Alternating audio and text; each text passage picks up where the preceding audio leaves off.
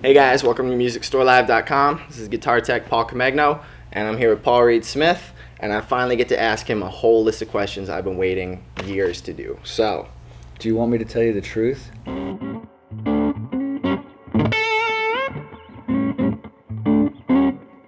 So, before you started building guitars, what were some of your favorites and why?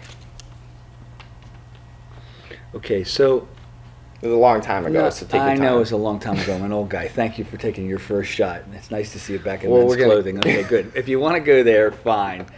Well, you're going to take a shot right off the bat. Right off the bat. All right, great. All right, you're right. My Well, hair is white. I'm growing a yarmulke. It'll calm down that we got a lot of them. I'll do it. That's fine.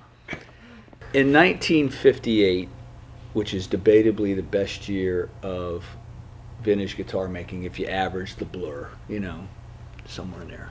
You get your 53 Tellys and your 57 Strats and your 59 Les Pauls and your 57 Specials and your Gretches and all the Martins and you name it, I was in diapers. I was 2 years old. So by the time I was 14, 15 years old, I was starting to get my hands on these instruments, and they were having a real impact because I knew there was something magic about them. You just knew it. Everybody in town knew it if there was one there, right? So there was a 61 SG Junior. There was a 53 Les Paul. I was the repairman for all the old Telecasters that the guys in Richmond and DC used to play. There were Firebirds.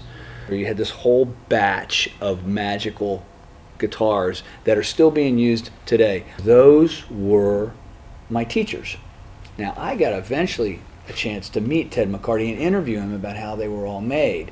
But now they've all passed. Leo's passed, and Chris Martin's still with us, but Christian Martin is obviously not here. And I don't get a chance to interview those guys, but you can interview the guitars. The guitars will talk to you. They'll tell you what happened in those days. So when you ask me what was important to me, our industry started,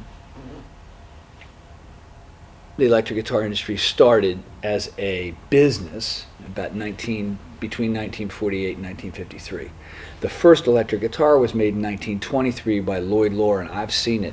The pickup slides out of it. It's that long. It's in a harp guitar, and the jack on it was the jack from a Model T Ford headlight bulb, because they didn't have a jack.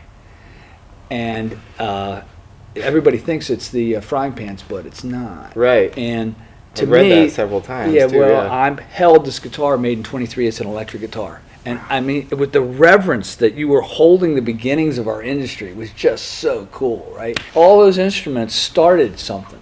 It's true. Now, we don't try and imitate that. At this point, we have our own tuning pegs, our own nuts, our own inlays, our own carve on the top, our own pickups, bridges, electronics, knobs, jack plates, you name it. Some stuff we've stayed with from history, some stuff we've modified. But anyway, I just wanted to tell you, you asked me what my influences were, those are my favorites. Really good. So, you built your first guitar in college. Did you finish school before you pursued your dream of building guitars?